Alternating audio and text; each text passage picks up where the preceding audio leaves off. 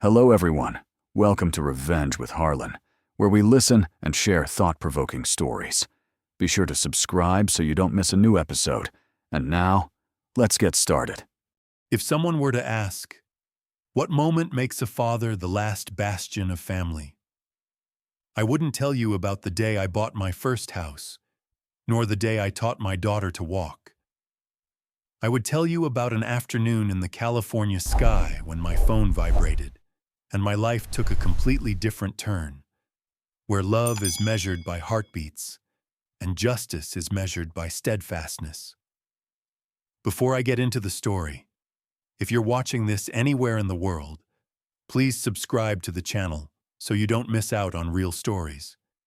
And comment your local time below, so I know when in your life you listened to this story. My name is Samuel Hart.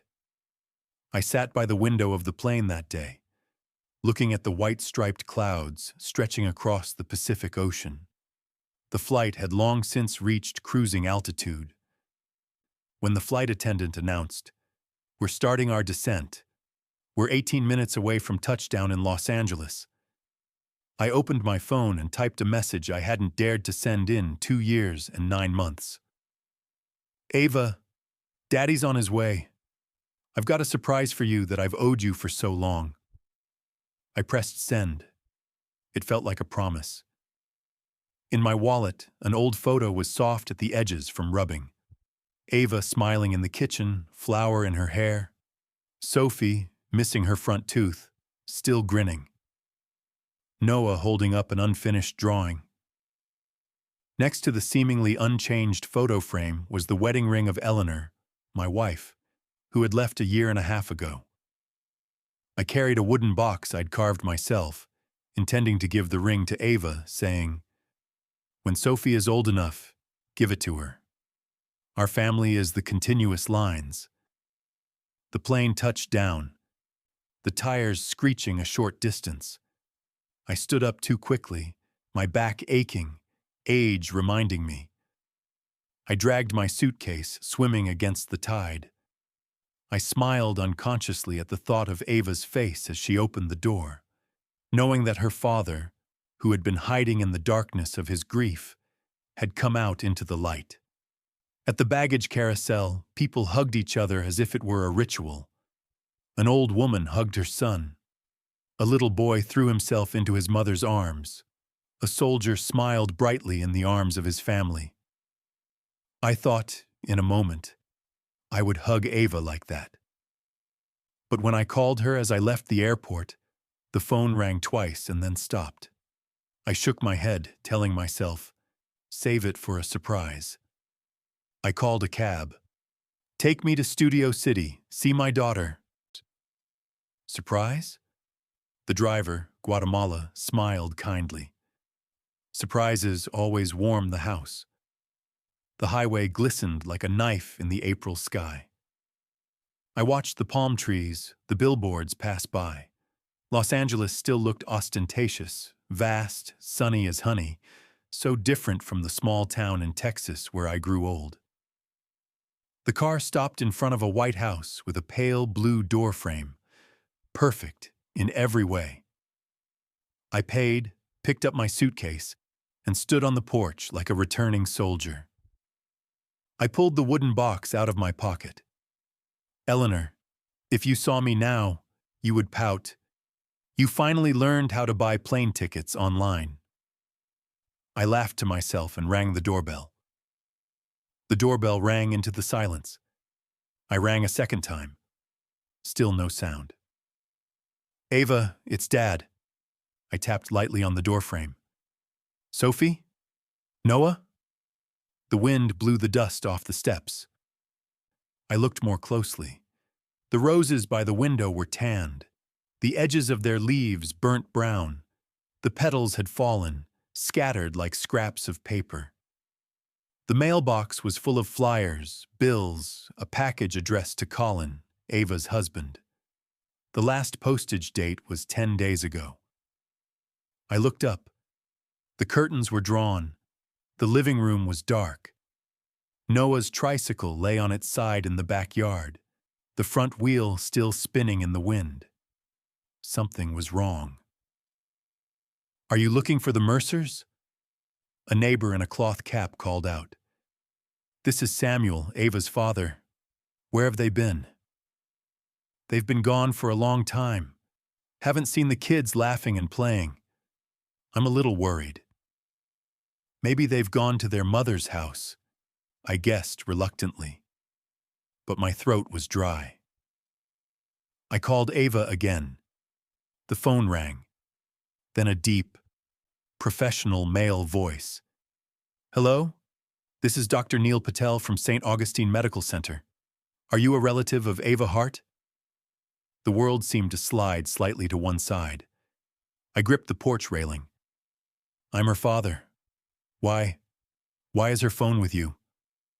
"I'm so sorry. Ava's in the oncology intensive care unit. Late stage. Critical." I heard myself gasp. No way. 2-3 months ago, he said he was just tired from work. He's fine. A lot of patients hide it from their families for a while. Ava's been here for weeks. She still talks about you. What about Colin and the kids? I'm sorry. It's a family matter I can't talk about. You should come right away. I grabbed my suitcase. 8700 Beverly Boulevard. The address burned into my mind. I dashed to the curb, flagging down the yellow cab that was left among the rental cars. "St. Augustine Medical Center. Please, as fast as you can." "It's really busy at this hour, sir." The driver glanced at his mirror. "Is it urgent?" "My daughter. She needs me." The big city has no concept of urgent. Los Angeles was like a movie reel. People going to the market, coming home, listening to music, arguing at red lights. Outside the glass, the palm trees stood motionless, untouched by anyone's tragedy. I thought of Eleanor. If she were still alive, she would know right away that Ava was in trouble. I, the one hiding behind the pain, had seen nothing, heard nothing but the wind blowing through our Texas yard. Suddenly, all the memories came flooding back. Ava toddling, Ava riding a bike, Ava receiving her diploma, Ava smiling as she promised to repay her with a supersized dinner. And Colin.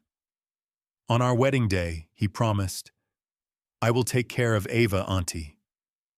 The promise, like a shiny pin, now popped out, lost somewhere. I called Colin. No answer. I left a message, then another. No response. The hospital's automatic glass doors opened. The lobby was bright, the paintings bright. A deliberate joy amid the antiseptic smell. I checked in, took my guest card, and took the elevator. Each floor lit up like a countdown to the inevitable. Room 714. Dr. Patel waited, his eyes kind behind his metal glasses. "Mr. Hart, Ava is stable for now. The old regimen didn't work as expected, but we're adjusting it. She's been giving you a lot of advice." As we walked down the hallway, the machine beeped steadily. I saw hands clasped together. The eyes of loved ones glowed like small fires in the closed air. My Ava, when I walked in, was much thinner, her skin pale, her hair thin. But when she opened her eyes, her smile was the same. "Dad!" I choked. I bent down to hug her, afraid that I would break her. "Daddy's here. He's not going anywhere." "I didn't want to worry you. After Eleanor died, I thought I'd tell you when I was okay." Okay was too big a word for someone who was about to collapse. I held her hand. It was as cold as a rose bush at night. "Where's Colin?" I tried to keep my voice neutral. Ava glanced out the window. "He said he had some important meetings. He'll be back this weekend." "When did you last see him?" 4 days ago." The thin slit in my heart split open. "What about Sophie and Noah?" Maya, the neighbor, is helping look after them. I don't want them to see me tired. Darkness set in. I sat next to Ava, holding her hand like a young branch in the wind. When she dozed off, I went to the window and called Colin again. No luck. Ava's phone was on the charging table, the screen glowing brightly. I saw Instagram already open, Colin's story circle flashing red. I touched it. A white yacht deck, sunshine sprinkled on champagne glasses, the sound of ocean laughter hitting the side of the ship. Posted 1 hour and 35 minutes ago. Next photo, Colin grinning, his arms around two strange men, his dark glasses like a shield. The last photo was a video. Sometimes you have to escape from reality for a bit to find balance. Location: Marina del Rey. I held the phone for a long time, as if afraid that if I let go, I would disappear. I took a picture of everything. I texted Colin. Ava is in ICU. I saw your story. Call me back. No response. I went down to the hospital cafeteria, got a cup of coffee just to have an excuse to stay. I opened my banking app, the backup account I'd given Colin access to, temporarily for emergencies because Sophie needed orthodontics. The water heater at home is leaking. I believed, because I wanted to believe, that anyone who cared about Ava wouldn't hurt my daughter. The screen loaded slowly, seemingly on purpose. Then the list of transactions appeared, hitting me. Ocean Crest Yacht Charter, 13,800 yesterday. Nuvo Malibu, 820 3 days ago. Beverly Hills Euro Motors, 2,180 last week. Rodeo District, 3,040 11 days ago. Shard and Vine, 460 5-star dinner. And it went on like a systematic chronicle of waste as Ava faded away day by day. The final balance was enough to call my stupidity home. 118,400 hon, a safety net for a real family emergency. I logged every transaction, every ID, every date. I called the bank. The operator's voice was warm and clear. I read the authorization. I ordered, immediately cancel all access for Colin Mercer. Remove all secondary cards. Stop all associated autopay. Are you sure, sir? As sure as my daughter's heartbeat. While I waited, I saw the shadow of a security guard walk by, nodding politely. 1 minute, 2 minutes, 3 minutes. Done, sir. All secondary cards in Colin Mercer's name have been disabled. Linked services have been canceled. Fraud alerts have been activated. I exhaled, not with relief, but because the wave of anger had a rock to crash on. I returned to room 714. Ava was still asleep, her hands still cold and small. I put down my coffee cup without taking a sip when the phone rang, an unknown number, starting with Marina del Rey. What the hell are you doing? Colin gasped on the line. My card was rejected on the ship. Do you know where I am? Yes, on the cruise. I spoke quietly enough not to wake Ava. And where is Ava, do you know?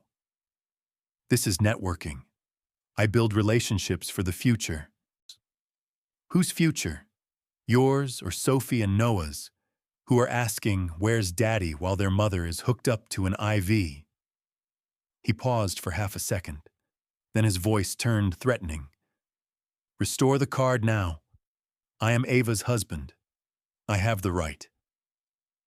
You were a husband. I looked at Ava, her eyes half open, silently filled with tears. You don't understand the pressure The only pressure you have is to post stories. I didn't scream. I just told the truth, each word like a pebble dropped into a still lake. Cruise 13,800, dinner 820, car repair 2,180. I talked about the cancer bills, the nights my daughter shivered in her pillow, The morning Sophie wanted her mother to tie her hair, but she couldn't get out of bed. Restore the card, or I'll file for divorce. I'll take custody. That sentence, like a rock thrown from a child's gun, hit me right where I kept my composure. I turned, took Ava's hand.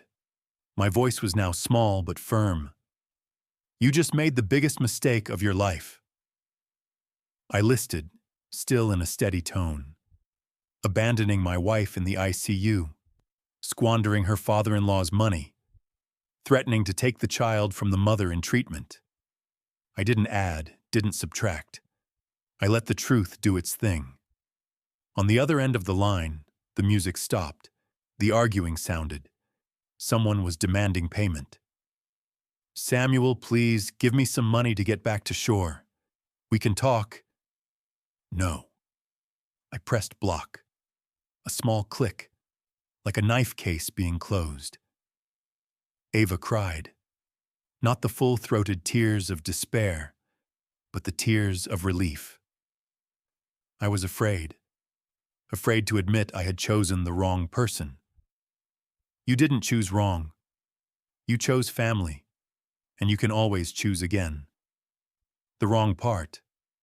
Let me handle it. That night was as long as a rope hanging between two roofs. I sat, listening to the machine beep like a drum, counting each breath Ava took. Early in the morning, Dr. Patel came in, detailing the new protocol, the tests, the numbers as small as dust particles, but that could change a life. I nodded, took notes, asked until I understood. I signed the papers that needed family signatures, spoke for Ava in the sentences that needed a steady voice. 3 days passed like 3 years. Colin disappeared from our messages, from our lives, except for angry emails from some lawyer, quickly silenced after receiving the statement and the audio file of the night cruise call. Justice, sometimes, is just a USB drive away. 1 year later, 2025. A May morning poured honey into my Texas kitchen. Ava was cutting apples, her hair growing thicker, her cheeks rosy again. Sophie laid out her paintbrushes on the floor. Noah chased a football in the front yard. Children's laughter filled the spaces that once smelled of antiseptic. In the drawer next to the kitchen, the wooden box sat quietly. Eleanor's ring glittered under the velvet, no longer a sad keepsake, but a peaceful promise. You're standing there watching again, Ava teased, her eyes crinkling. You're saving this scene in your memory without your phone. I'm really okay, Dad. Ava put down the knife. She spoke slowly, as if afraid of dropping something precious. Remission. And I feel stronger than before. I just nodded. There were words like healthy and normal that meant more than any dictionary. The door swung open. Noah rushed in. Grandpa, teach me to catch a ball like last time. Right now. I put on my hat, followed the 2 small figures into the sunlight. Sophie ran after me, drawing an imaginary curve in the air with an invisible brush. Afternoon. We, 3 generations, sat on the swing I had taken from the old house, transported and reassembled, as if tying the past to the present. Sophie rested her head on my shoulder. Noah yawned. Ava looked at me, a look that had Eleanor's gleam to it. Remember what you said when I was scared of thunder? Storms pass, but family lasts. That's right. Ava took my hand. The squeeze was code. We've been through it. I didn't mention Colin. The court had done its part. Life had done the rest. What needed to be said was in the restraining order, in the custody, in the silence he'd carved out for himself. Sometimes I think about the moment the card was rejected on the deck. Not out of gloating, but because it was a moment of demarcation. On one side, people enjoy the champagne bubbles. On the other, people count heartbeats to keep loved ones around. And I know if I had to choose again, I would do it all over again. Not out of anger, but out of compassion for the heartbeats I love. Night falls like a thin blanket. In the sky, the stars rose like Eleanor's nods from somewhere far away. Okay, you did well. I gently pushed the swing. The sound of the chain creaked like a whisper. Sophie asked softly, her eyes half closed. Grandpa, tell the story again. About the day you saved Mom. I patted her head. Mom saved herself. He just cleared away some obstacles. Noah muttered. Where's the bad guy? He left the story. Every good story has its end. If you heard this, perhaps your heart also went from curiosity to emotion to a little emotion. Because in the end, victory is not the loudest applause in a court, but peaceful evenings. When the children only care about finishing their homework, when the mother laughs without feeling tired, when the grandfather fixes the broken bicycle on the porch. If you want to continue to be accompanied by stories of resilience and enduring love like this, click follow. And before you leave, comment the time you stumbled upon this story. Who knows? That is the moment you choose something for your life. Choose to stay with the person who needs you. Choose to believe in the fragile but proud heartbeats. Because all storms will pass. Only family, and those who dare to stand up as a fortress, will last forever. If you like this story, please like this video, subscribe to the channel, and share your thoughts on this story in the comments. To hear the next story, click the box on the left.